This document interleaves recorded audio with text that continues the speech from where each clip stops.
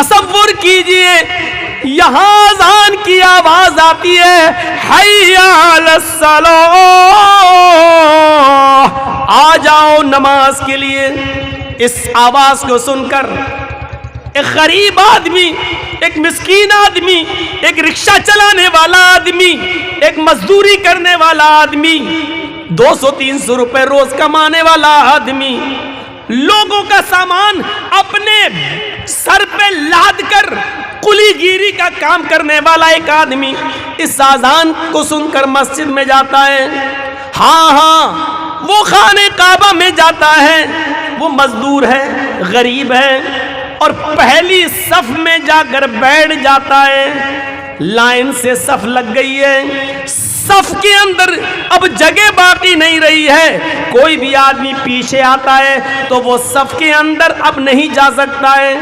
ہاں پہلی صف بھر گئی ہے، اس صف کے اندر ایک قلی بھی ہے، مزدور بھی ہے، غریب آدمی بھی ہے، 100-200 روپے روزانہ کما کر اپنے بیوی بچوں کا پیٹ پالنے والا بھی ہے، رکشہ چلانے والا بھی اسی پہلی صف میں موجود ہے۔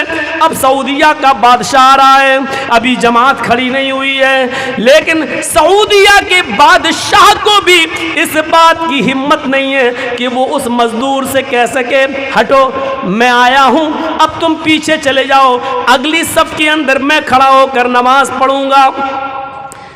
کسی امیر سے امیر آدمی کی طاقت نہیں ہے کہ اس غریب کو اگلی صف سے ہٹا دے اور اس کی جگہ پر خود کھڑے ہو جائے، نہیں، اگر وہ ہٹاتا ہے تو وہ ناکارہ مانا جائے گا، نامراد مانا جائے گا۔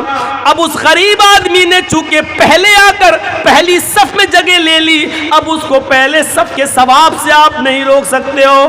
بادشاہ صاحب آپ بعد میں آئے ہو، آپ پیچھے کھڑے ہو جاؤ، اپنے دربار خلافت سے جس کو چاہو بھگانا بھگا دو، لیکن یہ اللہ کا گھر ہے، تمہارے باپ کی زمین و جاگیر نہیں ہے کہ یہاں سے جس کو چاہو بھگا دو، نہیں بھگا سکتے ہو، یہ اللہ کا گھر ہے۔ ایک غریب آدمی کو بھی یہ پاور اگر کسی نے دیا ہے کہ اس کو اس کی صف سے، اس کو اس کی قطار سے کوئی نہ ہٹائے تو وہ اسلام ہے۔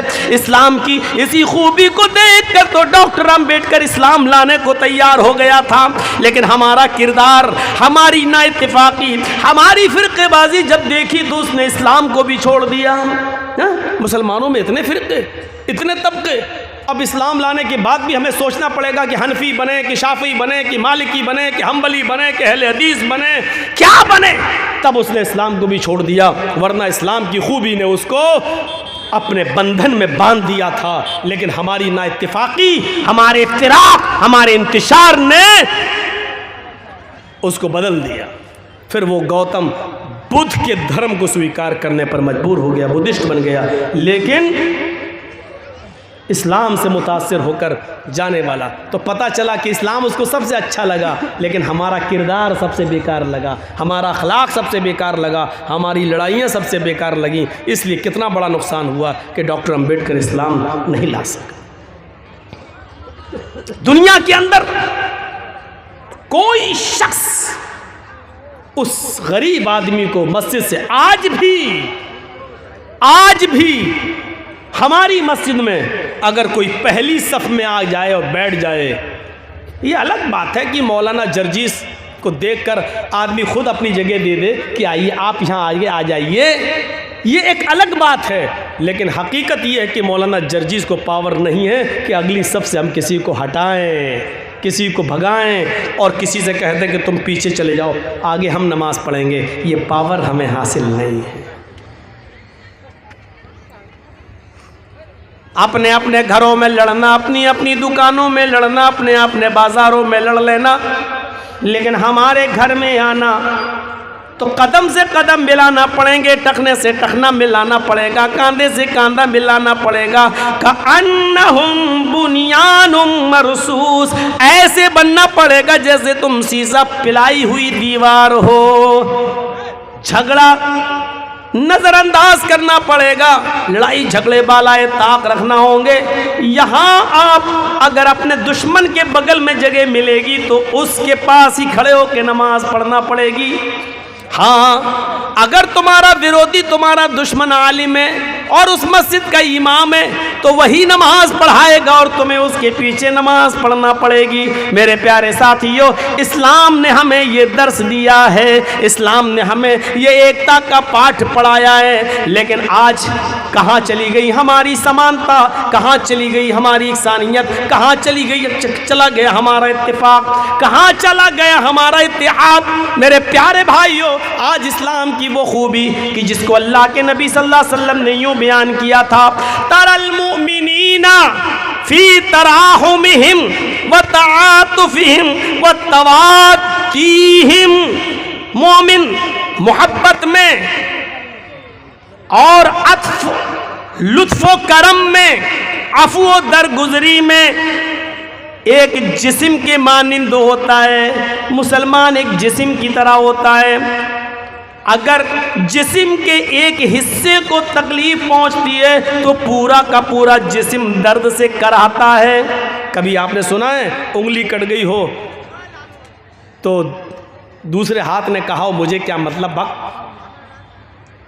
تیرے ہاتھ کی انگلی کٹی ہے، میرا تو صحیح ہے۔ کبھی سوچا ہے آپ نے، کبھی غور کیا؟ پورا جسم یہ کہہ رہا انگلی کٹی مجھے کیا مطلب؟ نہیں، اگر انگلی کٹی ہے تو درد پورے جسم کو ہوتا۔ اللہ کے رسول نے کیا مثال دی ہے، اپنے معاشرے کے اندر مسلمان ایسا ہی ہوتا ہے، ایک کو تکلیف پہنچے تو وہ تکلیف ایک کی نہیں ہونی چاہیے، پورے معاشرے کی، پورے سماج کی ہونی چاہیے۔ آپ کے گاؤں میں اگر ایک غریب لڑکی بیٹھی ہوئی ہے، اس کی شادی نہیں ہوئی ہے، جوانی کی دہلیز تک پہنچ چکی ہے، غریبی کی حالت کی وجہ سے اس کا باپ اس کا ہاتھ پیلا نہیں کر پا رہا ہے، تو یہ اس ایک غریب کی لڑکی نہیں بیٹھی، پورے معاشرے، پورے سماج کی بیٹی بیٹھی ہوئی ہے، اور اس کی شادی نہ ہونے کا درد پورے سماج، پوری سوسائٹی کو ہو رہا ہے۔ ہونا چاہیے، افسوس ہے، اس غریب لڑکی کا درد پورے سماج کو ہونا چاہیے، لیکن نہیں، درد اس کا ہوتا ہے۔ موٹر سائیکل ملے گی یا نہیں ملے گی؟ ایک کٹھا زمین ملے گا کہ نہیں ملے گی؟ درد اس کا ہوتا ہے۔ ہمیں بنایا کیا تھا اور ہم بن کیا گئے، اور بننا کیا چاہیے تھا ہمیں اور بن کیا رہے ہیں ہم؟ یہ سب چیزیں سوچنے کی ہیں۔ آج حالات یہ ہیں، ایک آدمی کی ایک دکان ہے اور دوسرے آدمی کی یہ دکان ہے، یہ چائے کی دکان کھولا ہے، وہ بھی چائے کی دکان کھولا ہے۔ آدمی آ رہا ہے تو اس چائے کی دکان والا دیکھتا ہے کہ چائے کے لیے لوگ آ رہے ہیں تو دوسری دکان پہ نہ پہنچ جائیں، وہ اپنی دکان سے آواز لگانے لگتا ہے، ادھر آئیے آئیے آئیے، اور وہ دکان والا اس کی دکان کے کسٹمر کو دیکھ کے کہتا ہے آئیے آئیے۔ یہ صورتحال ہے۔ آج ہمارا نام محمد اسلم ہے، دوسرے دکان والے کا نام محمد اکرم ہے، نہ اسلم کو اکرم کی فکر ہے، نہ اکرم کو اسلم کی فکر ہے۔ اسلم اکرم کے کسٹمر چاہتا ہے کہ میری دکان پہ آ جائیں، اکرم اسلم کے کسٹمر چاہتا ہے کہ میری دکان پر آ جائیں۔ پڑھیے تذکرۃ الحفاظ علامہ شمس الدین ذہبی کی، اللہ کے نبی صلی اللہ علیہ وسلم کے صحابہ ایسے نہ تھے، دو صحابیوں کی کپڑے کی دکانیں اور پاس ہی پاس میں ہیں۔ ایک کسٹمر آیا، ایک صحابی کی دکان پہ جا کے کپڑا خریدتا ہے، کپڑے کی سودا ہو جاتی ہے، کپڑا لے کے چلا جاتا ہے، اس کپڑے والے کا کپڑا دیکھ کر دوسرے آدمی کو کپڑا پسند آیا، وہ پھر اسی دکان پہ دوسرا آدمی آتا ہے، اس نے بھی کپڑا لیا اور چلا گیا۔ تیسرا کسٹمر آتا ہے، اس نے اسی دکان سے ایک تیسرا کپڑا لیا اور چلا گیا۔ چوتھا کسٹمر آتا ہے، وہ اسی دکان پر پہنچتا ہے اور کہتا کہ بھائی ویسا ہی کپڑا مجھے چاہیے۔ اب اس دکاندار نے سوچا میں نے تو اب تک 3 کپڑے بیچ دیے ہیں، لیکن میرے بھائی کی دکان بھی کھلی ہے، اس کے بھی بیوی ہے، اس کے بھی بچے ہیں، میرا بھائی وہ اپنی بیوی بچوں کو کیا کھلائے گا؟ صبح سے لے کر اب تک اس کی دکان کی کوئی بونی نہیں ہوئی ہے، اس نے کوئی کپڑا نہیں بیچا ہے، اس کے بچے بھی میرے بچوں کی طرح ہیں، پھر کیوں نہ ہم مدد کریں؟ اس آدمی نے کہہ دیا کہ میرے پاس وہ کپڑا تھا، ختم ہو چکا ہے، 2-3 لوگ خرید چکے ہیں، ایسا کرو کہ میرے پڑوس میں میرے بھائی کی دکان ہے، اب تم وہاں جا کر وہ کپڑا لے لو، مجھ سے اچھا کپڑا اس دکان میں تمہیں مل جائے گا۔ उसने अपनी दुकान का कस्टमर दूसरे की दुकान पर, अपने पड़ोसी की दुकान पर भेज दिया, सिर्फ ये सोच करके इसके घर में भी चूल्हा जलना चाहिए, इसके घर में भी चूल्हा जलना चाहिए, इसके बीवी भी बच्चे हैं, उसके घर में भी खुशी होनी चाहिए। मेरे भाइयों, कल तक ये दर्द था और ये इस्लाम की तालीमात की खुसूसियत थी कि जिसने एक सहाबी के दिल में ये बात डाली, लेकिन आज ये तालीम का असर कहाँ चला गया है, कहाँ चला गया है? इन चैनल वालों को इस बात का एहसास क्यों नहीं होता है कि हम इतने ऊंचे ऊंचे मोबाइल लगा रहे हैं? मेरा भाई भी तो अपना घर बार छोड़कर जलसा सुनने आया है, उसको भी तो मौलाना को देखने का शौक है, उसको भी तो सुनने का शौक है। तुम अपने चैनल को चलने के लिए दूसरे की आंखें बंद कर देते हो, उनके सामने बैठ जाते हो और अपने अपने चैनलों के मोबाइल ऊंचे कर लेते हो। तुम्हें अपने चैनल के चलने की फिक्र है, तुम्हारे अकाउंट में पैसा आना चाहिए यूट्यूब की तरफ से, लेकिन दूसरा बेचारा जो रात भर जाग रहा है उसको सुनने का हक ही ना दो। मेरे भाइयों, यह एहसास इन चैनल वालों के दिमाग में आना चाहिए। उनको जब तक दूसरों का एहसास नहीं होगा, तुम्हारी ये कमाई हराम है, हराम है, रब्बे काबा की कसम तुम्हारी ये कमाई हराम है। जाओ, जो कहना था कह दिया मैंने। 20 जलसों में तुम्हें डांटा गया, फटकारा गया, लेकिन तुम कुत्ते की वो दुम हो जो सीधी होने का नाम नहीं लेते हो। और यही रवैया रहा तो मैं अल्लाह की कसम खा के कहता हूँ बैंड करवा दूंगा और शर्त लगा दूंगा जलसे वालों से, जब तक ये चैनल वाले अगर आपके यहाँ आएंगे तो मैं नहीं आऊँगा। आगे मुझे ये कदम उठाना पड़ेगा। मैं नहीं चाहता हूँ कि तुम्हारी रोज़ी रोटी बंद हो, लेकिन तुम्हें भी सोचना चाहिए कि हम दूसरों के लिए परेशानी खड़ी ना करें। बहुत बुरा लगा। अभी चैनल वाले इसको काट काट के पेश करें, देखें, अपने चैनलों पर इसको दे दीजिएगा। मौलाना जर्जीस ने हम जैसे चैनल वालों की कमाई हराम बता दी है। काट के पेश करना, ये नहीं दोगे, ये नहीं दोगे। जैसे हमारे देश का चौकीदार अपनी कमियां नहीं बताता है, वही सिफतें तुम्हारे अंदर घुस रही हैं। कल तक ये दर्द था, हमारे 3 कपड़े बिक गए हैं, मेरे पड़ोसी का भी बिकना चाहिए। यहाँ तो दूसरे के कस्टमर छीन लेते हैं। सुनो, हमारे यहाँ और सस्ता मिल जाएगा। वो 100 का दे रहा, आओ हम 80 का दे रहे हैं, इधर आओ। और ये कंपटीशन सब में चल रहा है। एक रिक्शे वाले से बात हो रही है, हाँ कितना लोगे वहाँ तक का कटियार, यहाँ कितना लोगे का 100 रुपये। दूसरा ऑटो वाला आ गया, सुनिए भाई साहब 80 दे देना। ये हर जगह चल रहा है, जबकि सौदे पे सौदा हराम है, नहीं होना चाहिए। जब तक एक आदमी की बात कंप्लीट ख़त्म ना हो जाए तब तक दूसरे को, यही बात मामला निकाह का है। एक लड़के का पैगाम किसी लड़की के साथ निकाह का चल रहा है, जब तक वहाँ से बात फाइनल ना हो जाए दूसरे आदमी को अपने निकाह का पैगाम उस जगह नहीं भेजना चाहिए, नहीं भेजना चाहिए। ये इस्लामी तालीमात है, जर्जीस के बाप के घर की नहीं है, ये इस्लामी तालीमात है। मेरे भाइयों, इस पर हमें और आपको गौर करना चाहिए और सोचना चाहिए। यहाँ तो कुछ कठमुल्ले ऐसे भी पैदा हो गए जो दुकानें बंद कराने के लिए अंडे काटते हैं, धागे पड़ के देते, ले इसको फला दुकान के सामने गाड़ देना, उसकी दुकान बंद हो जाएगी, तेरे कस्टमर आने लगेंगे। यहाँ ऐसे भी कठमुल्ले पैदा हुए हैं, इनको मैं कठमुल्ला कहता हूँ, मौलाना नहीं। ऐसे भी कठमुल्ले पैदा हुए जो कहते हैं कि ये ले अपनी दुकान पे लटका लेना, दूसरे की दुकान के सामने ज़मीन खोदकर ये कागज़ गाड़ देना, उसके यहाँ कस्टमर कोई नहीं आएगा, तेरे यहाँ आएंगे। हमारे नबी एक की दुकान चलाने और एक की दुकान बंद करने के लिए नहीं आए थे। ये अकल कहती है हमारे नबी इसलिए आए कि तुम्हारी भी दुकान चले और तुम्हारी भी चले, तुम्हारे बीवी बच्चे खाएं और तुम्हारे भी बीवी बच्चे खाएं। आए कठमुल्लाओ, मुझे ऐसी दुआ बता दो जो अल्लाह के नबी ने ऐसी दुआ बताई हो कि इस दुआ से तुम्हारे कस्टमर तो आए और दूसरे की दुकान बंद हो जाए। मौलवी जर्जीस को अभी तक ऐसी दुआ नहीं मिली है। कठमुल्लाओ, तुम्हारे पास वो दुआ कहाँ से आई, जरा मुझे भी बता दो, हम भी तो जाने कि वो दुआ तुमने कहाँ से सीखी है, कहाँ से पढ़ी है, किस हदीस में पढ़ी لیے قرآن کی کون سی آیت ہے؟ نہیں دے پاؤ گے۔ فَأْتُوا بُرْهَانَكُمْ إِن كُنتُمْ صَادِقِينَ، اگر تم اپنے دعوے میں سچے ہو تو دلیل پیش کرو، ایسی کوئی دلیل لے کر آؤ۔ یہ اسلام کی خصوصیت تھی، یہ اس کی تعلیمات کی خصوصیت تھی۔ ایک دوسرے کی فکر کیا کرتا تھا، ایک دوسرے کی قدر کیا کرتا تھا، ایک دوسرے کے گھر میں کھانا آ جائے چلا جائے اس کی فکر کیا کرتا تھا، ایک دوسرے کی روٹی روزی چھیننے والے نہیں تھے۔ اور یہ اثر تھا محمد رسول اللہ صلی اللہ علیہ وسلم کی تعلیم کا۔ غور کرو، سعید ابن جبیر کو حجاج ابن یوسف کی پولیس ڈھونڈ رہی ہے۔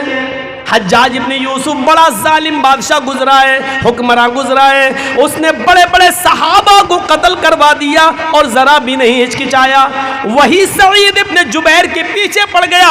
سعید ابن جبیر بھاگے پھر رہے ہیں، رات میں نکلتے ہیں، چھپ چھپا کر گزر رہے ہیں، شہر پار کرنا چاہتے ہیں، ملک سے نکلنا چاہتے ہیں، کیونکہ حجاج ابن یوسف نے اعلان کر دیا سعید ابن جبیر کو کہیں سے بھی پکڑ کے لاؤ، ڈھونڈ کے لاؤ، زندہ ان کو پکڑ کے لاؤ، ہم ان کو اپنی آنکھوں کے سامنے قتل ہوتے ہوئے دیکھنا چاہتے ہیں۔ حجاج کی پولیس کو انعام دے دیا گیا، اعلان کر دیا گیا جو سعید ابن جبیر کو پکڑ کے لائے گا اس کو اتنا انعام دیا جائے گا۔ پولیس ہاتھ دھو کر سعید ابن جبیر کے پیچھے پڑ گئی، لیکن سعید ابن جبیر کو پکڑ نہ پائی۔ ایک دن ایسا تھا کہ سعید ابن جبیر رات کے اندھیرے میں ایک جھونپڑی میں گھس گئے اور ایک مسلمان نے ان کو اپنے گھر میں پناہ دے دی اور کہا کل شام تک یہیں سو جاؤ اور رات میں پھر یہاں سے نکل جانا۔ لیکن اسی رات ایک دوسرے مسلمان نے سعید ابن جبیر کو اس جھونپڑی میں جاتے ہوئے دیکھ لیا، اور اس دیکھنے والے مسلمان نے حجاج ابن یوسف کی پولیس کو خبر کر دی کہ سعید ابن جبیر فلاں آدمی کے گھر میں چھپے ہوئے ہیں۔ ہمیشہ یاد رکھنا، جاسوسی اپنے ہی لوگ کرتے ہیں، دوسروں سے امیدیں کم ہیں۔ ہمارے اتر پردیش میں جب لاک ڈاؤن لگا تھا اور مسجدوں میں نماز پڑھنے کی پابندی ہو گئی تھی تو یہ ہوا تھا کہ صرف 5 آدمی نماز پڑھ لیں، ایک امام، ایک مؤذن اور 3 آدمی بس۔ تو ہر آدمی یہ چاہتا تھا کہ ہم گھس جائیں، وہ چاہتا تھا ہم گھس جائیں، لیکن ہم لوگ مجبور تھے کہ 5 سے زیادہ نہ لیں کیونکہ مسجد کے ذمہ دار پکڑے جائیں گے۔ تو جو پہلے آ جاتا تھا وہ پڑھ لیتا تھا، لیکن جو بعد میں آ رہا ضد کر رہا نہیں ہم بھی جائیں گے، اس کو منع کر دیا نہیں، وہی جاسوسی کرتا، پولیس کو فون کر کے سنو فلاں مسجد میں اتنے نماز پڑھ رہے ہیں۔ اور پولیس آتی تھی اور در پکڑ ہوتی تھی، 10 ہزار 20 ہزار روپے لیے گئے ایک آدمی سے۔ لاک ڈاؤن میں پولیس نے خوب حرام کی ہڈیاں کمائی ہیں۔ تو اپنے ہی لوگ جاسوسی کرتے ہیں، اپنے لوگ۔ سعید ابن جبیر کی جاسوسی بھی اپنے ہی لوگوں نے کی، اور حجاج ابن یوسف کی پولیس رات میں پہنچی اور اس گھر پہ چھاپا مارا، سعید ابن جبیر پکڑ لیے گئے۔ میں جو بتانا چاہتا ہوں وہ سنیے۔ سعید ابن جبیر پکڑ لیے گئے۔ سعید ابن جبیر کو حجاج کے سامنے لے جانے کی تیاری ہونے لگی، لیکن راستہ کافی دور ہے۔ گھوڑے پر اگر لے کے جایا جائے تو کم سے کم ہفتہ 10 دن لگے گا، اتنی دور نکل چکے تھے سعید ابن جبیر حجاج کی پکڑ سے۔ اب ان کو لے جانے کی تیاری ہوئی، ایک دن چلے، ایک دن رات چلے، پھر دوسرا دن چلے، پھر دوسری رات چلے، لیکن جہاں نماز کا وقت ہوتا تھا وہاں نماز پڑھتے تھے۔ لیکن انہوں نے سوچا کہ اب میری موت کا وقت قریب ہے، اس لیے وہ روزہ بھی رکھنا شروع کر دیے۔ دن میں روزہ رکھ رہے تھے، اور جہاں پولیس والے تھک جاتے تھے اور آرام کرنے لگتے تھے، سعید ابن جبیر وہیں پر نماز نوافل کا اہتمام کرتے تھے۔ موت انہوں نے اپنی آنکھوں سے قریب دیکھ لی تو مزید اللہ کی عبادت کرنے لگے۔ لیکن سعید ابن جبیر کے مریدین اتنے تھے، ان کو چاہنے والے اتنے تھے کہ جس گاؤں سے یہ گزرتے لوگ ان کو کھانا کھلاتے، ان کو پانی پلاتے، ان کی عزت کرتے۔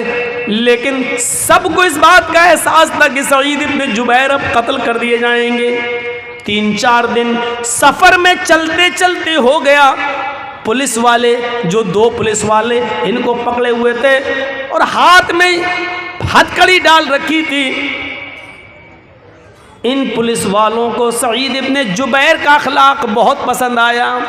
رات میں نماز پڑھنا، دن میں روزہ رکھنا اور اچھی طریقے سے بات چیت کرنا اور بولنا۔ تو ان دونوں پولیس والوں کے دل میں رحم آ گیا۔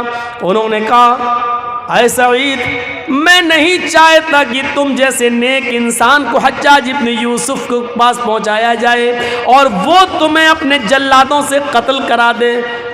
سعید، تمہارے بچے ہیں، تمہاری بیوی ہے، تمہارے بچے ہیں، تمہیں بھی اپنے بیوی بچوں کی یاد آئے گی۔ ہاں اے سعید، میں نہیں چاہتا کہ تمہارے قتل کا گناہ ہم اپنے سر پر لا دیں۔ ایسا کرو، حجاج کو ابھی معلوم نہیں ہے کہ ہم نے تمہیں گرفتار کر لیا ہے، ہم تمہیں رات میں چھوڑ دیتے ہیں، تم رات کا فائدہ اٹھا کر چپکے سے نکل جاؤ۔ یاد رکھنا، ملک کو کراس کرنا تھوڑا مشکل ہے، رات ہی رات میں تمہیں نکلنا ہوگا اور کچھ دن کے بعد تم نکل جاؤ گے۔ اے سعید، اپنا خیال رکھنا، ہم تمہیں چھوڑ رہے ہیں۔ سعید ابن جبیر نے کہا پولیس والوں سے، تم نے بہت اچھا کیا کہ میری بیوی اور میرے بچوں کی خاطر تم نے مجھے چھوڑ دیا، اللہ تم پر رحم فرمائے جس طرح تم نے میرے اوپر رحم کیا ہے۔ سعید ابن جبیر نے 2 رکعت اللہ کے لیے شکرانے کی نماز پڑھی اور وہیں سے وہ چل دیتے ہیں، نکل جاتے ہیں۔ یہ پولیس والوں کو دعا دے کر نکل جاتے ہیں، لیکن ابھی 1 میل ہی گئے ہوں گے، 1 یا 2 میل دور گئے ہوں گے، ان کو کچھ خیال آیا، ان کے ذہن میں کوئی بات آئی۔ سعید ابن جبیر وہیں سے پلٹتے ہیں اور جلدی سے بھاگتے ہوئے دوڑتے ہوئے ان دونوں پولیس والوں کے پاس دوبارہ آ جاتے ہیں اور کہتے ہیں، اے میرے مسلم پولیس والوں، اے میرے مسلمان بھائیوں، اے حجاج کے پولیس والوں، تم نے مجھے چھوڑا، تم نے اپنا حق ادا کر دیا، لیکن میں واپس تمہارے پاس آ گیا ہوں۔ مجھے اچھا نہیں لگ رہا ہے کہ میں واپس جاؤں، جب تم دونوں نے مجھے گرفتار کر ہی لیا ہے تو مجھے حجاج کے پاس لے کر چلو۔ وہ دونوں پولیس والے کہنے لگے، سعید تمہارا دماغ خراب ہے، تمہیں معلوم ہے کہ اس کا انجام کیا ہوگا، وہ تمہیں قتل کر دے گا۔ سعید ابن جبیر کہتے ہیں، ہاں مجھے معلوم ہے کہ اس کے سامنے گئے اور میرا انجام میرا قتل ہے، لیکن مجھے پھر بھی جانا ہے۔ کہا ایسا کیوں؟ ہم تو تمہیں چھوڑ رہے ہیں، پھر کیا بات ہے کہ تم بھاگنے کے لیے تیار نہیں ہو؟ سعید ابن جبیر نے کہا، آئے پولیس والو، جس مسلمان جاسوس نے میری جاسوسی کی ہے، جس مسلمان جاسوس نے میری جاسوسی کی ہے اور تمہیں بتایا ہے کہ سعید فلاں گھر میں گھسے ہیں، اس جاسوس کو یہ بھی معلوم ہوگا کہ تم دونوں نے مجھے گرفتار کر لیا ہے، کیونکہ جاسوس ایک ایک چیز کی نظر رکھے ہوئے ہے۔ جب تم دونوں نے مجھے گرفتار کر لیا ہے تو اس کی خبر اس جاسوس کو ضرور ہوگی۔ تم مجھے چھوڑ رہے ہو تو جاسوس کو اس بات کی بھی خبر ہوگی کہ تم مجھے چھوڑ رہے ہو، اور جب حجاج کے سامنے تم جا کر یہ کہو گے کہ مجھے سعید ابن جبیر نہیں ملے، لیکن اگر اس جاسوس نے یہ کہہ دیا مل گئے تھے، میری آنکھوں کے سامنے ان کو پکڑا بھی تھا لیکن بعد میں چھوڑ دیا، تو پھر حجاج ابن یوسف جیسا ظالم آدمی یہ سن لے گا اور جان لے گا کہ تم دونوں نے مجھے گرفتار کر کے چھوڑ دیا ہے، تو پھر وہ تم دونوں کی گردن اڑا دے گا۔ سعید ابن جبیر نے یہ سیکھا ہی نہیں ہے کہ ہم اپنی جان بچانے کے لیے تم دونوں کی جان جان کو مصیبت میں ڈال دیں، تم دونوں کی جان کو خطرے میں ڈال دیں۔ نہ ہمارا نبی اس بات کی اجازت دیتا ہے، نہ ہمارا قرآن اس بات کی اجازت دیتا ہے، نہ ہمارا اسلام اس بات کی اجازت دیتا ہے۔ آئے پولیس والوں، ہم تو بچ جائیں گے، لیکن ہمارے بارے میں جب پتہ چلے گا کہ تم دونوں نے ہمیں چھوڑ دیا تو پھر حجاج تم دونوں کو قتل کر ڈالے گا۔ سعید ابن جبیر پھر نہیں مانے اور ان دونوں پولیس والوں نے مجبور ہو کر سعید ابن جبیر کو حجاج کے سامنے پیش کر دیا، اور حجاج نے ان کے ہاتھ پیچھے سے بندھوا کر خونی چمڑا بچھا کر جلاد کے ہاتھ میں تلوار دے کر کہا کہ میری آنکھوں کے سامنے سعید کو قتل کر دو، اور سعید کی گردن نیچے ہوتی ہے اور حجاج ابن یوسف کے جلاد نے ایک زوردار تلوار مار کر سعید ابن جبیر کو قتل کر دیا۔ پورے واقعے سے کیا ملا ہے؟ پورا واقعہ بتانے کا مقصد یہ تھا کہ سعید ابن جبیر نے اپنی گردن پہ تلوار چلانا گوارا کر لیا، لیکن ان دو مسلمان پولیس والوں کی جان کو خطرے میں ڈالنا گوارا نہیں کیا۔ یہ اسلام کی تعلیم تھی۔ وہ اپنے لیے جو پسند نہیں کرتے تھے ان پولیس والوں کے لیے بھی انہوں نے پسند نہیں کیا۔ وہ نہیں چاہتے تھے کہ میں بچوں تو یہ دونوں کی جان چلی جائے۔ یہ طرف اسلام نے ہمیں دی ہے اور یہ تعلیم اسلام نے ہمیں دی ہے۔ ایمانداری کے ساتھ دل پر ہاتھ رکھ کر آپ بتائیے، کیا یہ تڑپ، کیا یہ جذبہ ہے ہمارے اندر؟ کیا ہم ایک مسلمان دوسرے مسلمان کے لیے یہ ہم سوچتے ہیں؟ اسلام کی تعلیم تو یہی تھی۔ اسلام کی تعلیم تو رحم و کرم کی تعلیم ہے۔ ہاں، RSS کے گنڈوں کہتے رہو جو تمہیں کہنا ہے، بی جے پی کے کرمنل لوگوں کہو تمہیں جو کچھ کہنا ہے، اگر تم اپنی زبان میں آزاد ہو تو میں بھی اپنی زبان میں آزاد ہوں۔ تم کتنا بھی دہشت گردی کا الزام لگاؤ ہمارے اوپر، ہم آج بھی کہتے ہیں اور یقین کے ساتھ کہتے ہیں کہ تم آج سत्ता میں بیٹھے ہو تو ہم مسلمانوں کی دین ہے۔ اگر تم نے اتنا چھیڑا نہ ہوتا، تم نے ہمیں اتنا بدنام نہ کیا ہوتا، ہماری مسجدوں کو شہید نہ کیا ہوتا، ہم مسلمانوں کی موب لنچنگ نہ کی ہوتی، ایک قوم کے ساتھ اتنی نفرت کا سلوک اگر تم نے نہ کیا ہوتا تو آج تم اقتدار میں نہ ہوتے، سत्ता میں نہ ہوتے۔ رام کا نام لے کر جس کرسی پر تم بیٹھے ہو، آج رام چندر جی کی آتما بھی تمہیں کوس رہی ہوگی، آج تمہیں گالیاں دے رہی ہوگی، آج تمہیں برا بھلا کہہ رہی ہوگی کہ آئے کم بخت ہو، آئے نالائق ہو، مجھے کیوں رسوا کر رہے ہو؟ میں نے کب مسلمانوں کے خلاف نفرت بھرے جملے کہنے کی اجازت تمہیں دی؟ کب ہم نے ہمارا نام لے کر موب لنچنگ کی تمہیں پرمیشن دی ہے؟ تم کیوں ہمیں رسوا کر رہے ہو؟ اللہ کی قسم کھا کر کہتا ہوں، رام چندر جی کی آتما اگر زندہ ہے اور آتما ہے تو وہ آج مودی کو بھی گالی دے رہی ہوگی، یوگی کو بھی گالی دے رہی ہوگی۔ یہ جملے نہیں آنی چاہیے یوٹیوب میں، اور جس چینل والے نے یہ جملے ڈالے اسی پر ہم کمپلین کریں گے۔ مجھے معلوم ہے کہ اسی جملے کو ڈال کر تمہاری کمائی ہوگی، لیکن ہمارے لیے مصیبت کھڑی مت کرنا۔ ہم ہیں تو تمہاری روزی روٹی بھی چلے گی۔ دیکھنا ہے کتنے وفادار ہو تم، تو سوچئے یہ صورتحال ہے ہماری آج۔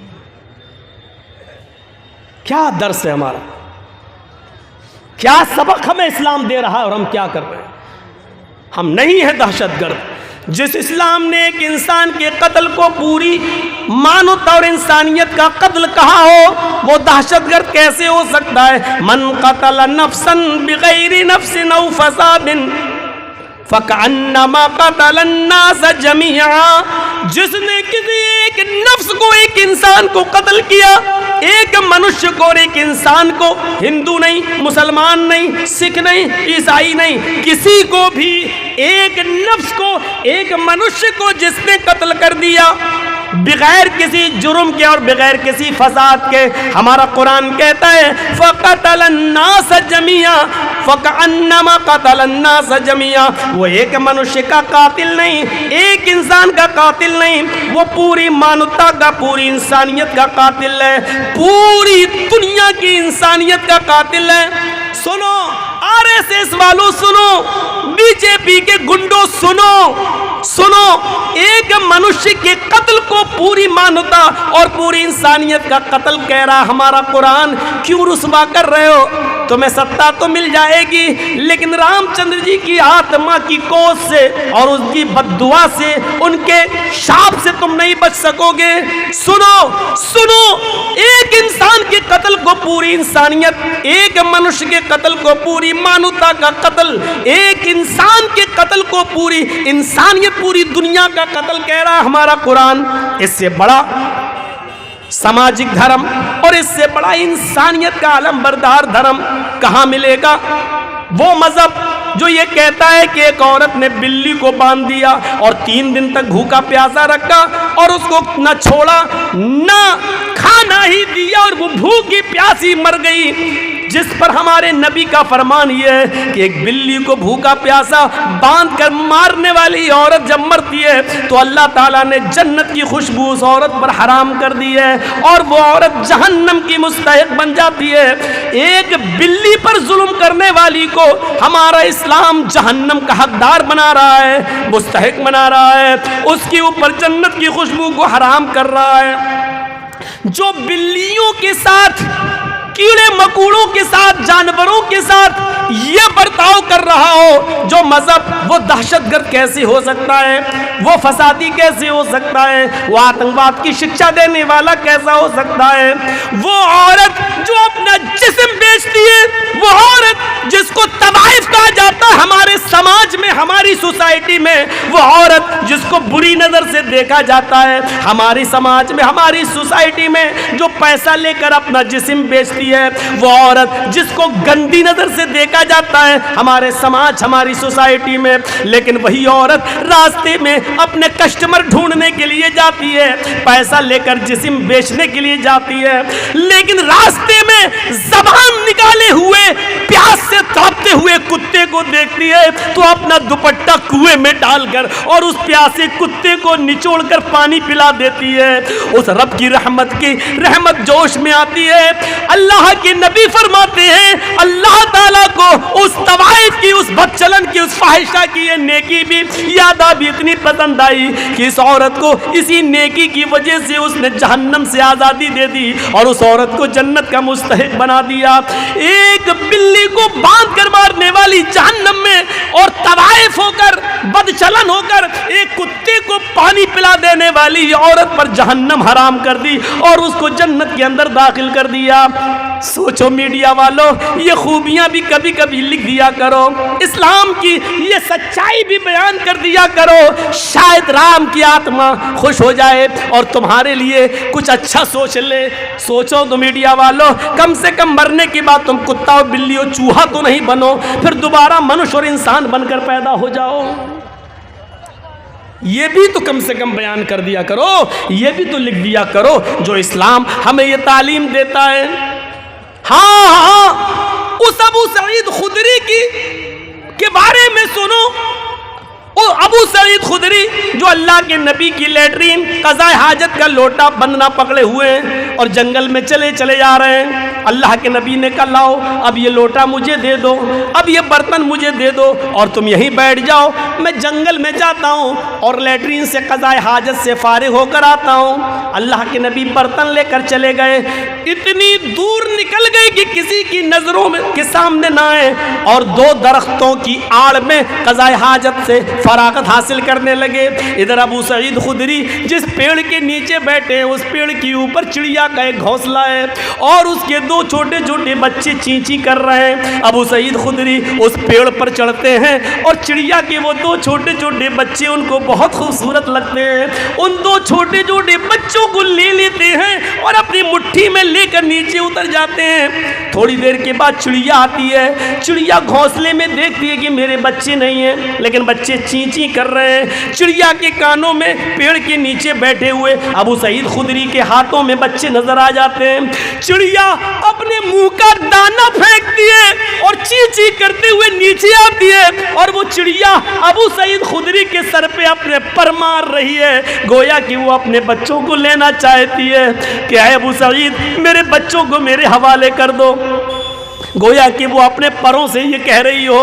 ادھر سے اللہ کے رسول لیٹرین سے فارغ ہو کے آ رہے ہیں، دیکھتے ہیں کہ چڑیا اپنا پر مار رہی ہے اور اپنے بچے لینا چاہتی ہے، اور ادھر ابو سعید خدری ان بچوں کو چھوڑنے کے لیے تیار نہیں ہے۔ یہ منظر دیکھ کر رحمت للعالمین کی آنکھوں میں آنسو آ جاتے ہیں اور کہتے ہیں ابو سعید اس چڑیا کی داستان تم نہیں سمجھ رہے ہو، یہ چڑیا تمہارے سر کے اوپر اڑ کر گردش کر رہی ہے، طواف کر رہی ہے، پر مار رہی ہے، یہ تم سے اپنے بچے مانگ رہی ہے۔ جس طرح ہمیں اپنے بچوں سے پیار ہوتا ہے، ہمیں اپنے بچوں سے محبت ہوتی ہے، ان پرندوں کو بھی اپنے بچوں سے محبت ہوتی ہے۔ ابو سعید تم ان کے بچے واپس کر دو، اس چڑیا کا ایک بچہ چھوڑتے ہیں۔ ابو سعید چڑیا جھٹ سے اپنی چونچ سے اس بچے کو پکڑتی ہے اور اڑتی ہوئی گھونسلے میں رکھ دیتی ہے اور پھر دوسرا بچہ لینے آتی ہے۔ ابو سعید نے دوسرا بچہ چھوڑا، وہ چڑیا نے چونچ سے دبایا اور پھر دوسری اپنے بچے کو بھی اسی گھونسلے میں لے گئی۔ ابو سعید خدری کا بیان ہے چند دنوں کے بعد میں نے سوچا کہ چلیں اسی جگہ پہ چلیں، کچھ دانا لے کر، چڑیا جو کھاتی ہے وہ دانا لے کر چلیں اور گھونسلے میں ڈال دیں۔ لیکن 2-3 دن کے بعد جب ابو سعید خدری اپنے پاس سے کچھ دانا لے کر چڑیا کے کھانے کی غذا لے کر جب گئے تو کیا دیکھتے ہیں، اب اس جگہ پر چڑیا نہیں ہے، اس کا گھونسلہ بھی نہیں ہے، اس کے بچے بھی نہیں ہے۔ یعنی ان بچوں کی ماں چڑیا نے سوچا کہ اس جگہ پر ہمارے بچے سیف نہیں ہیں، کسی نے دیکھ لیا ہے، یہ کہیں لے نہ جائے، تو وہ چڑیا اپنے بچوں کو لے کر کسی سرکشت استھان پہ چلی گئی۔ میرے نبی جناب محمد رسول اللہ صلی اللہ علیہ وسلم ان چھوٹے چھوٹے چڑیوں کے بچوں کی ماں پر ظلم نہیں کر سکے اور ان بچوں کو واپس کروا دیا۔ جس اسلام کی تعلیم یہ رہی ہو وہ بے قصوروں کو مارنے کی اجازت کیسے دے گا، وہ دہشت گردی کی اجازت کیسے دے گا، وہ کسی کو قتل کرنے کی اجازت کیسے دے گا؟ جھوٹے ہو RSS والو، جھوٹے ہو BJP کے گنڈوں جو اسلام کو تم بدنام کر رہے ہو، اور جھوٹے ہو اے میڈیا والو جو تم سرکاری ہڈیوں پر پل کر اور اس طریقے کی خرافاتیں بیان کر رہے ہو۔ جھوٹے ہو تم، جھوٹے ہو تم، اپنے دعوے میں جھوٹے ہو۔ تمہیں پرمیشور ہی نپٹے گا، تمہیں تمہارے رام ہی نپٹیں گے، تم اپنے دھرم کے مطابق تم سچی سچی سزا پاؤ گے۔ اگر تم سچے ہو تو منوشیہ بنو گے، اور جھوٹے ہو تو انتظار کرو کہ مرنے کے بعد کتا بلی چوہا بندر نہ بنا دیے جاؤ۔ یہ صورتحال ہماری، ہم اپنے معاشرے میں نظر ڈالیں۔ اللہ کے رسول صلی اللہ علیہ وسلم ایک انصاری کے باغ میں چلے جاتے ہیں، بھوکے، آپ کے ساتھ آپ کے صحابہ بھی ہیں۔ اس انصاری نے جلدی سے کھجور پیش کر دیے اور اللہ کے نبی کو بٹھا دیا۔ اللہ کے نبی کھجور اٹھاتے ہیں، ایک کھجور اپنے منہ تک لے جاتے ہیں، ابھی کھاتے نہیں ہیں، کھجور کا ٹکڑا ہے، منہ تک لے جاتے ہیں کہ اچانک نظر پڑتی ہے ایک اونٹ اپنا سر نیچے کیے ہوئے ڈالے ہوئے ہے۔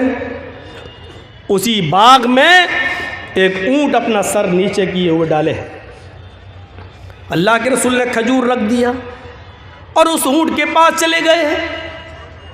جیسے ہی اس اونٹ کے سر پہ اپنا ہاتھ پھیرا، ہوتا ہے آپ لوگ اپنے قربانی کے جانوروں پر ہاتھ پھیرتے ہیں پیار میں، اللہ کے رسول نے جیسے ہی اس اونٹ کے سر پہ اپنا ہاتھ پھیرا، اس اونٹ نے اپنی لمبی گردن اللہ کے رسول کے سینے سے لگا دی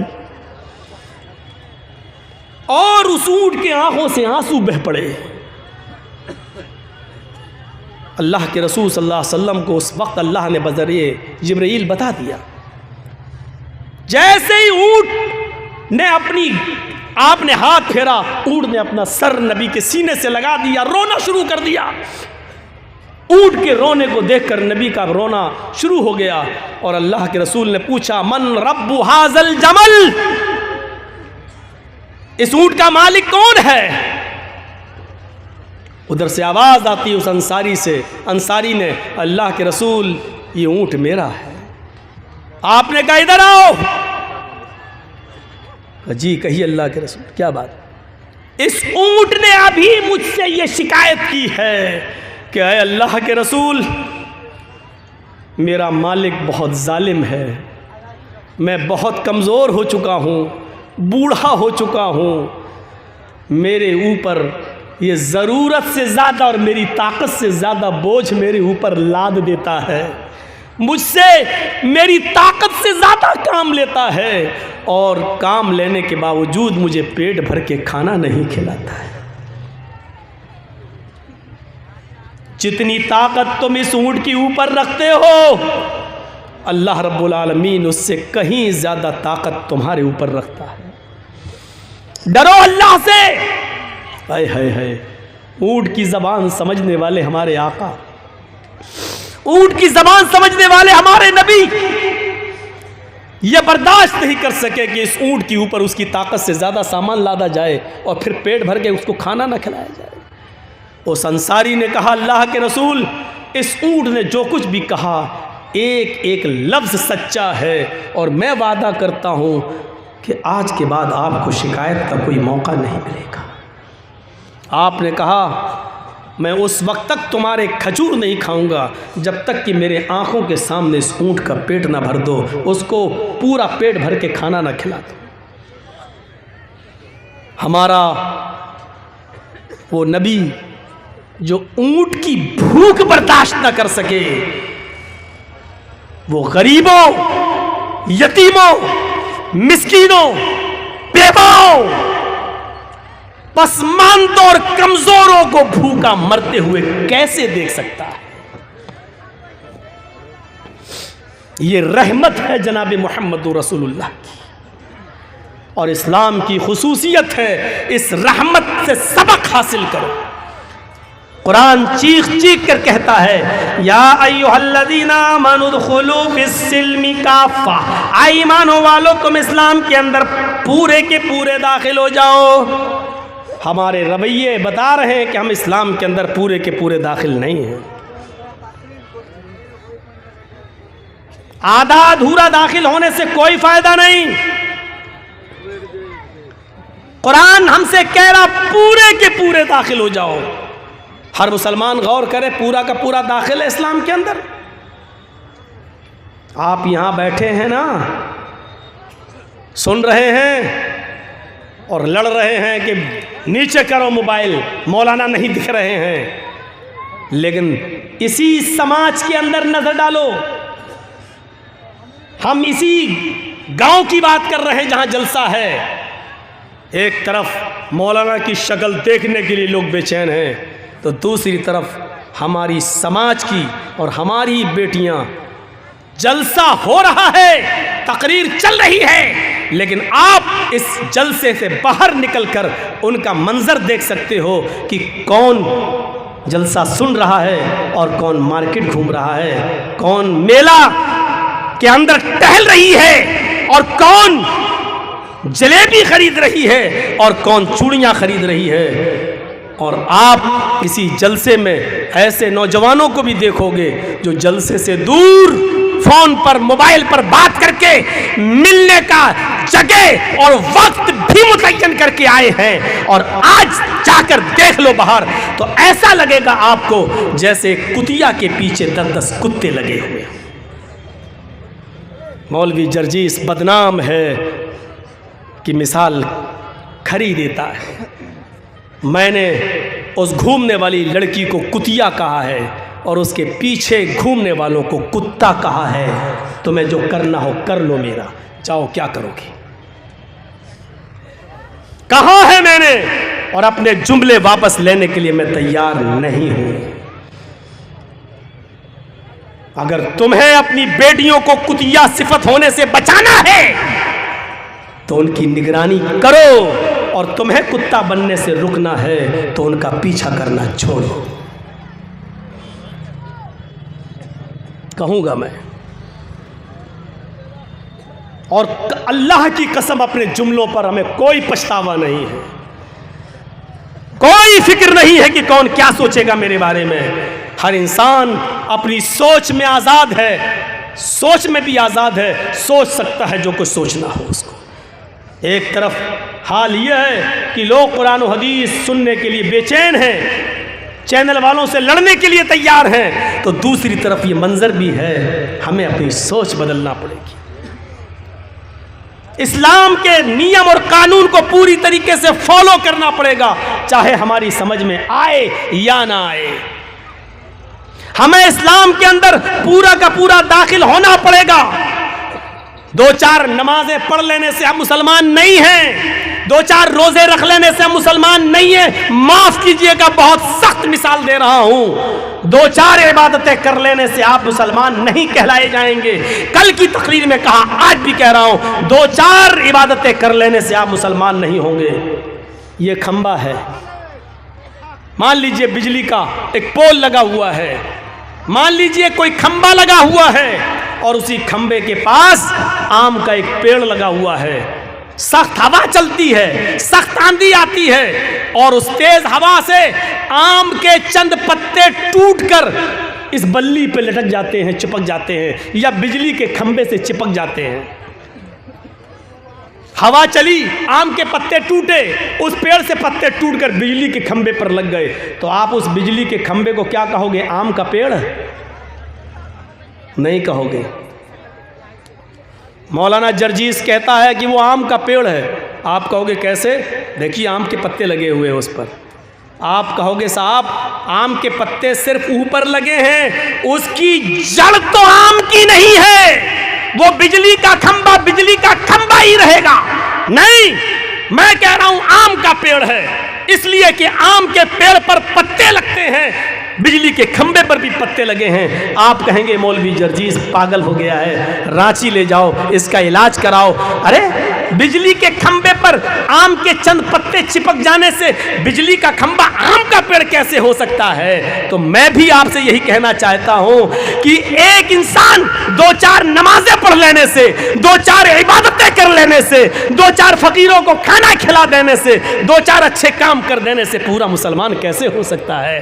جب بجلی کا کھمبا آم کے چند پتوں کی وجہ سے آم کا پیڑ نہیں ہو سکتا ہے، آم کا پیڑ تبھی ہوگا جب اس کی بنیاد، اس کی جڑ بھی آم کی ہو، اس کا تنا بھی آم کا ہو، اس کی شاخائیں آم کی ہوں، اس کے پتے بھی آم کے ہوں، اور اس آم کے پیڑ میں آم کا پھل بھی لگ رہا ہو، تب آپ اس کو آم کا پیڑ کہیں گے۔ اسی طریقے سے آپ کو مسلمان اس وقت کہا جائے گا جب آپ کی بنیاد جڑ سے مسلمان ہو، آپ کا اٹھنا اسلامی ہو، آپ کا بیٹھنا اسلامی ہو، آپ کی بنیاد اسلامی ہو، آپ کا چلنا اسلامی ہو، آپ کی شادی بیاہ اسلامی ہو، آپ کے سماج میں رہنا اسلامی ہو، آپ کا چال چلن اسلامی ہو، آپ کی منہ سے گفتگو اسلامی ہو۔ جب یہ ساری چیزیں اسلامی ہوں تب کہا جائے گا کہ آپ مسلمان ہیں، ورنہ بجلی کے کھمبے پر آم کے 2-4 پتے چپک گئے ہیں، بس 2-4 عمل کر لینے سے آپ مسلمان نہیں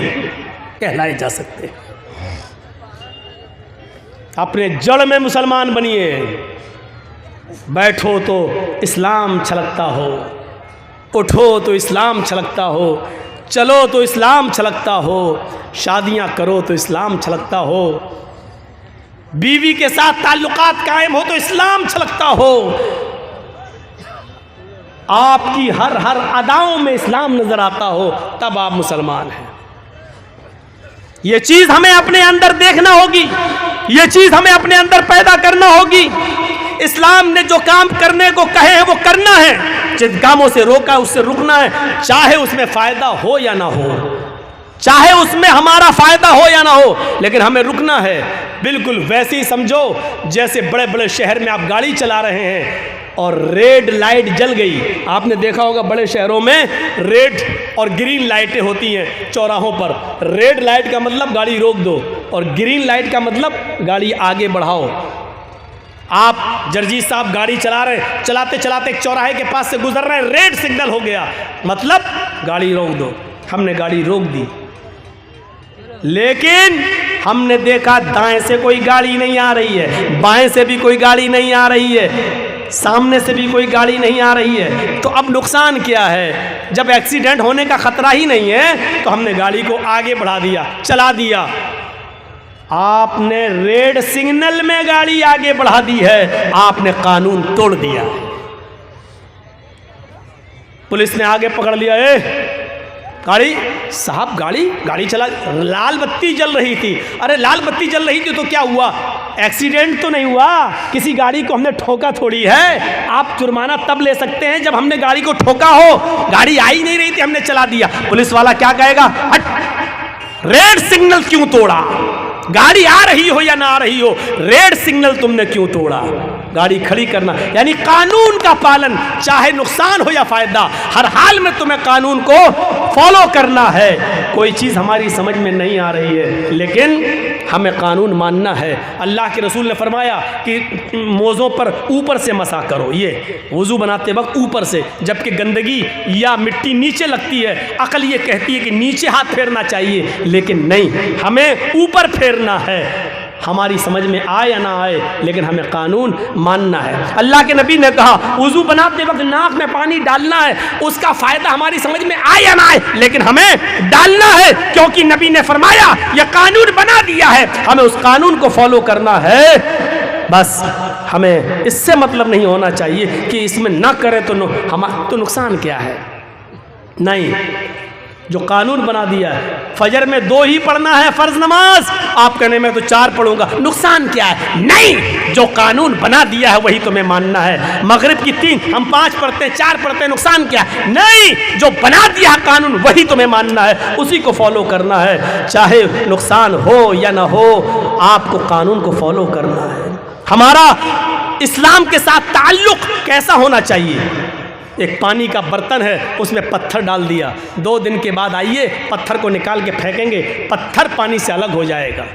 2 دن کے بعد جب آپ نے پانی سے پتھر کو نکالا، پانی سے پتھر کو پھینک دیا، اس کا مطلب یہ ہے کہ پتھر نے پانی کو ایکسیپٹ نہیں کیا اور پانی نے پتھر کو بھی ایکسیپٹ نہیں کیا۔ جب تک پتھر پانی میں تھا لیکن جب چاہا تب آپ نے نکال کے پھینک دیا۔ یہ ہمارا اسلام سے تعلق نہیں ہونا چاہیے۔ جب تک ہم اسلام سے جڑے ہیں، جب چاہو ہم سے اسلام کو دور کر دو یا اسلام سے ہمیں دور کر دو، یہ نہیں ہونا چاہیے۔ ہمارا اسلام کے ساتھ تعلق رنگ کی طرح ہونا چاہیے۔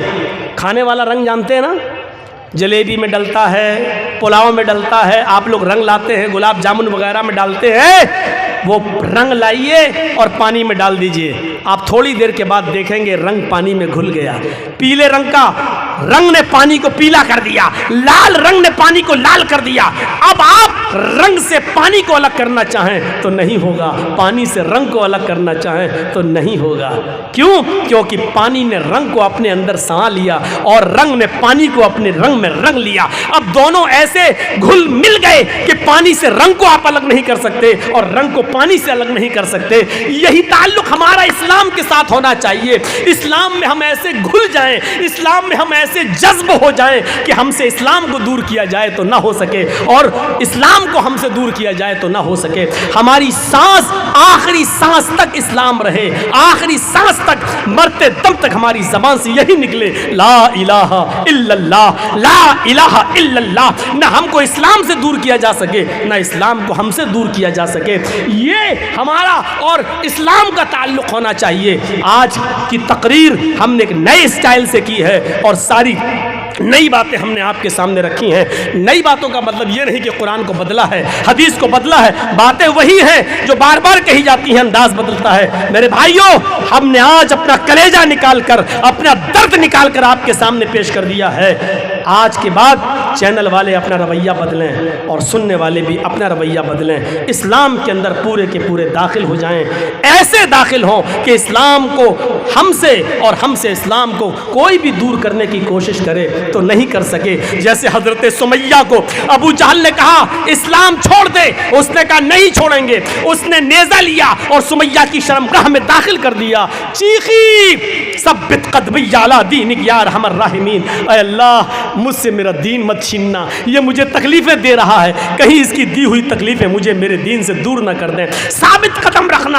ابو جہل نے کہا ابھی بھی نہیں مانتی ہے. اس نے کہا نہیں, اسلام میرے دل سے کیسے نکل سکتا ہے. اس نے 2 اونٹ منگائے, ایک اونٹ کا سے یہ پیر باندھا, دوسرے اونٹ سے دوسرا پیر باندھا. اس اونٹ کا چہرہ پورب کی طرف, اس اونٹ کا چہرہ پشچم کی طرف. سمیہ ان اونٹوں کو میں کوڑا ماروں گا, یہ ایک اونٹ ادھر بھاگے گا, ایک اونٹ ادھر, اور تو بیچ سے تیرے 2 ٹکڑے ہو جائیں گے.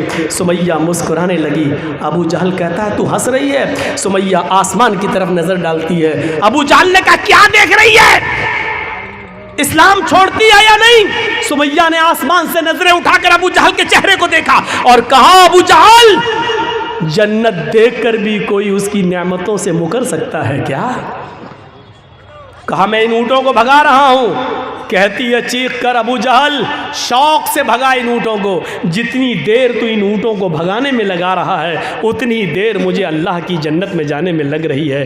جتنی جلدی تو ان اونٹوں کو بھگا دے گا اتنی جلدی میں جنت میں داخل ہو جاؤں گی. میرے بھائیوں, ابو جہل نے اونٹوں کو کوڑے مارے اور سمیہ کے 2 ٹکڑے ہو گئے. یعنی آخری دم تک سمیہ سے اسلام نہیں نکالا جا سکا اور اسلام سے سمیہ الگ نہیں ہوئی. یہ تعلق ہمارا اسلام کے ساتھ ہونا چاہیے. ہم سے کتنی ہی مصیبتیں آئیں, نہ اسلام ہم سے دور ہو نہ ہم اسلام سے دور ہوں. اٹھنا بیٹھنا ایک غور کرو, اپنے بچوں کو تعلیم دو اسلامی. اللہ کے نبی نے فرمایا جب بچہ 7 سال کا ہو نماز کا حکم دو. نہ پڑھے کوئی بات نہیں لیکن لے جاؤ پڑھاؤ, اور جب 10 سال کا ہو جائے نماز نہ پڑھے تو اس کو مارو, مار کے لے جاؤ. حدیث اپنے بچوں کو تعلیم دو. مستد احمد کی ایک روایت ہے, ایک صحابیہ عورت ہے کہتی ہمارے گھر میں جب بچہ پیدا ہوتا ہے تو بچہ جب پیشاب کرتا تھا تو میں پانی کا ایک برتن اس کے اوپر ڈال دیتی تھی. بچہ پیشاب کرتا تو پانی سے اس کو دھو دیتی, اس کی شرمگاہ پر پانی ڈال دیتی تھی. جب بچہ پہلے دن چلنے کے لائق ہوا, پہلا دن جب بچہ چلنے لگا, پہلے دن جب کھڑا ہوا اور میرے بچے کو جب پیشاب کی ضرورت ہوئی تو میں نے اپنے بچے سے یہ نہیں کہا بیٹا پانی لے کے جاؤ, چونکہ اب تک میں نے اس کی عادت ڈال دی تھی. بچہ جس دن چلنے کے لائق ہوا اسی دن پانی کا برتن لے کے جانے لگا اور پیشاب کر کے اپنی شرمگاہ پہ پانی ڈالنے لگا. میں نے اپنے چھوٹے سے 1 سال کے اس 1.5 سال کے بچے کو دیکھا جو اپنی شرمگاہ پر اپنے ہاتھ سے پانی ڈال رہا ہے, حالانکہ اس کو استنجا کرنا نہیں آتا ہے, اس کو پیشاب کر کے دھونا نہیں آتا ہے, استنجا کیسے کیا جائے اس کو نہیں معلوم, لیکن میں نے اپنے بچے کو اپنی شرمگاہ پہ پانی ڈالتے ہوئے دیکھا. میں نے کہا فزت برب الکعبہ, اللہ کی قسم میں کامیاب ہو گئی, اللہ کی قسم میں کامیاب ہو گئی. میں اپنے بچے کو جیسا بنانا چاہتی تھی میں نے اپنے بچے کو اسلامی ماحول میں ڈال دیا. یہ اس عورت نے چیخ کر کہا اللہ کی قسم میں کامیاب ہو گئی. وہ عورتیں غور کریں جو 4 سال اور 6 سال کے بچے کی پینٹ کی چین کھول کر کھڑے ہو کر نالیوں میں پیشاب کراتی ہیں. تم اپنے بچوں کو اسلام کی تعلیم کیا دو گی, تم اپنے بچوں کو کیا بناؤ گی, جبکہ تمہارے شوہر BA اور MA کرنے کے بعد, PhD کرنے کے بعد, MBBS کرنے کے بعد خود گدھے اور کتوں کی طرح کھڑے ہو کر پیشاب کر رہے ہیں. تم اپنی اولاد کو بیٹھ کر استنجا کرنے کی تعلیم کیا دو گی؟ اور صحابیہ سے سیکھو. اسلام کے اندر ہمیں پورے کے پورے داخل ہونا ہے. امید ہے انشاءاللہ آج کا ہمارا یہ بیان, آج کی ہماری یہ تقریر ہماری زندگیوں میں انقلاب پیدا کرے گی اور ہم اپنے معاشرے میں اسلام کو پوری طریقے سے نافذ کریں گے. بہت تھکا ہوا تھا, کئی دنوں سے مسلسل پروگرام, اور کل بھی کشن گنج کے علاقے میں پوا کھالی میں جانا ہے. تو میرے بھائیوں پریشان ہوں, تھکا ہوا ہوں, پھر بھی میں نے آپ کا 1.25 گھنٹہ لے لیا ہے. اللہ سے ہم دعا کرتے ہیں کہ بار الہ ہماری خطاؤں کو معاف فرما دے, ہمارے گناہوں کو بخش دے, ہمیں اسلام کے اندر پورا کا پورا داخل فرما دے. جب تک تو ہمیں زندہ رکھ, اسلام میں زندہ رکھنا, اور جب ہمارا خاتمہ ہو تو اسلام میں ہمارا ایمان پر ہمارا خاتمہ فرمانا. اور اے بار الہ ہم تمام مسلمانوں کو حنفی, بریلوی, شیعہ, سنی, اہل حدیث ان جھگڑوں سے نکال کر ہمیں سب کو اتفاق و اتحاد کے ایک پلیٹ فارم پہ قائم کر دے, اور ہمیں مل کر چناؤ ہو یا کوئی بھی موقع ہو ہمیں اتحاد و اتفاق کے ساتھ ایک جگہ جمع ہونے کی توفیق عطا فرما. بار الہ پھر سے دعا کرتا ہوں کہ جب تک زندہ رکھ, اسلام پہ رکھنا, خاتمہ